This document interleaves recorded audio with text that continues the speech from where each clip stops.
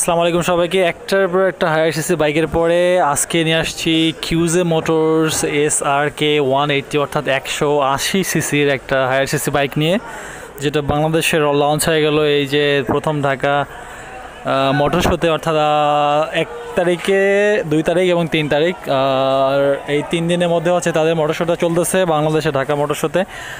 আর এখানে বেশ কয়েকটা নতুন বাইক লঞ্চ হয়েছে, তার মধ্যে কিউজে মোটরসের পক্ষ থেকে 2টা বাইক, মানে 2টা মডেল লঞ্চ হয়েছে, এবং এটা হচ্ছে 180 সিসির একটা বাইক, যেটা বেশ ভালোই মনে হয় জনপ্রিয়তা পাবে বাংলাদেশে। এবং এটার প্রাইসটা আপনাদেরকে বলে নেই, প্রাইসটা হচ্ছে মাত্র 2,60,000 টাকা।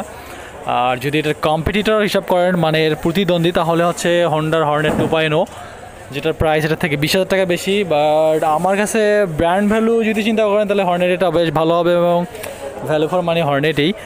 আর কিউজে মোটরসের আবার এটার সাথে যদি কম্পেয়ার করেন, তাহলে কিউজে মোটরসে আবার IRC টায়ার ইউজ করছে, সামনে পিছে ডুয়েল চ্যানেল ABS আছে, এবং এটাতে কিন্তু ইউজ করা হয়েছে TFT স্পিডোমিটার, অর্থাৎ এটা যে ডিজিটাল স্পিডোমিটারটা আছে সেটা ফুললি ডিজিটাল এবং বেশ সুন্দর দেখতে।